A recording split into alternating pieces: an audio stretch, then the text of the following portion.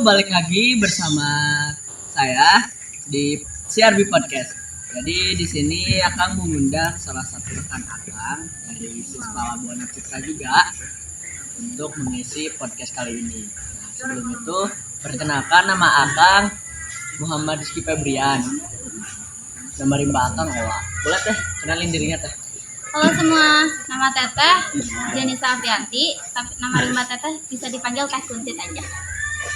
Kenapa sih teh harus ada nama rimba gitu?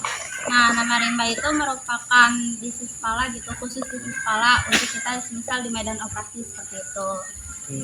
Nah, kalau Kuntit sendiri itu tuh nama dari apa? Nah, Kuntit sendiri artinya itu anak belut, Kang.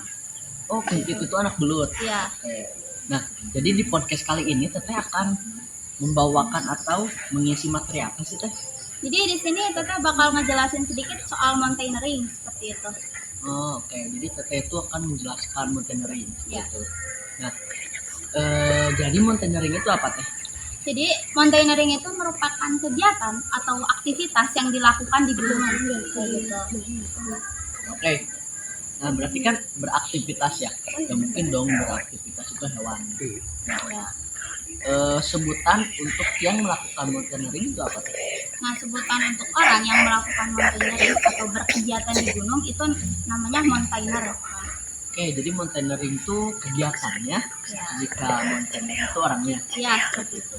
Nah, jadi di mountaineering sendiri pasti ada materi-materinya dong. Ya. Nah, materi-materi di mountaineering itu ada apa aja sih? Nah, jadi ini tahapan-tahapannya dulu ya, Pak. Oke. Nah, tahapannya itu ada 3. Yang pertama itu perencanaan, yang kedua itu adalah pelaksanaan, dan yang ketiga ada evaluasi. Nah, di tahap perencanaan ini ada materi yang namanya manajemen perjalanan. Nah, di sini kita diajarin untuk bagaimana sih cara kita sebelum perjalanan itu apa aja yang harus disiapkan seperti itu. Oke, jadi manajemen itu istilahnya buat persiapan. Ya, kayak gitu. Dimulai dari emang persiapan barang-barang seperti itu ya. Ya. Nah, jadi manajemen perjalanan ini berfungsi buat apa sih Teh? Nah, ada tujuan manajemen perjalanan itu disingkat menjadi section. Section. Jadi ada istilahnya gitu. Ya, ada istilahnya. Oke, istilahnya apa? S-nya itu untuk safety, E-nya itu untuk enjoy, C itu untuk comfort, P-nya itu untuk trip, I-nya untuk invest, dan terakhir O-nya itu untuk organizing, dan terakhir N-nya itu untuk new experience. Oke, jadi section itu istilahnya tujuan gitu lah. Tujuan yang dari disingkat menjadi section. Ya. Gitu. Oke. Selain yang manajemen perjalanan, ada lagi nggak Teh materi-materi lain yang emang Teteh mau jelasin di sini gitu? Nah, jadi di manajemen perjalanan, Oke. di manajemen perjalanan itu ada yang istilah yang namanya packing. Jadi Packing. packing itu adalah gimana sih cara kita untuk mengumpulkan atau memasukkan barang-barang kita ke dalam rantai agar muat gitu, tidak kelebihan. Jadi packing itu kita asal masukin atau emang ada tahap-tahapan? Ada tahap-tahapannya. Oh, jadi dalam packing ini emang harus sesuai tahapan. Gitu. Ya, seperti itu.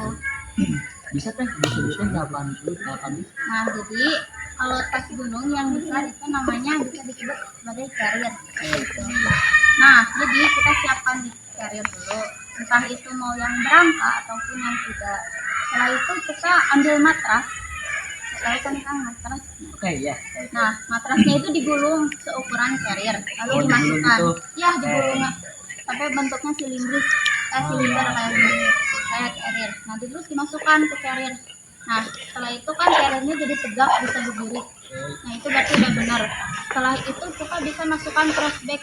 Fungsi trash bag di sini buat apa sih? Fungsinya itu agar kalau misal hujan kan kita nggak tahu ya. Itu airnya itu tidak akan merembes ke dalam pakaian-pakaian atau barang-barang kita gitu. Nah, habis dimasukin trash bag, di paling bawahnya kita masukin sleeping bag. Sleeping bag itu disimpan di bawah karena cuma dipakai ketika malam alias jarang digunakan. Nah, terus untuk tenda dan air minum nih kan dua-duanya berat. Disimpannya itu berdekatan dengan punggung. Kenapa berdekatan dengan punggung? Supaya kitanya juga enak bawa carriernya.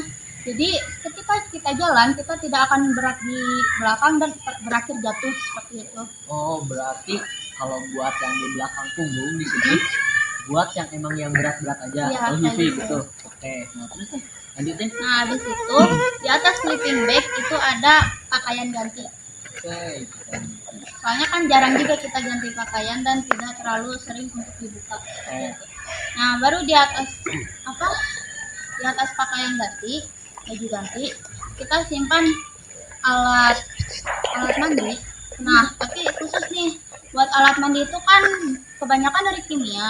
Oke, Nah, ada beberapa gunung atau kawasan yang tidak memperbolehkan membawa produk-produk kimia seperti itu karena mencemari lingkungan. Jadi kalau semisal lokasi yang kita tuju itu menetapkan peraturan seperti itu, nah alat mandi ini opsional, nggak usah dibawa kayak gitu.